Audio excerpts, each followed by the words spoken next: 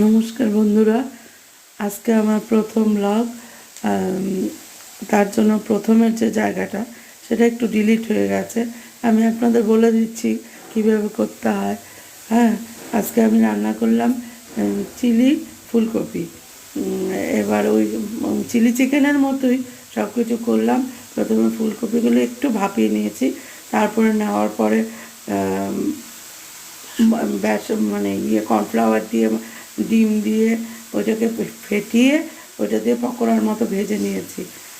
একটু নুন, হলুদ না, নুন, গোলমরিচ আর জিরের গুঁড়ো দিয়েছিলাম ব্যাটারটা দিয়ে পকোড়া ভেজে নিয়েছি।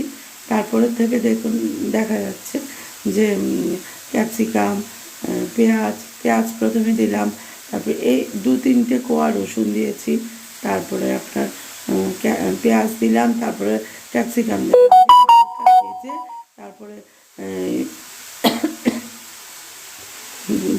তারপরে ইয়েটা দিয়ে দিলাম চিলি সস আর একটু সয়া সস আর একটু টমেটো সস দিয়ে এটাকে নেড়ে চেড়ে তারপরে আমি একটু ঝোল দিয়ে দিলাম।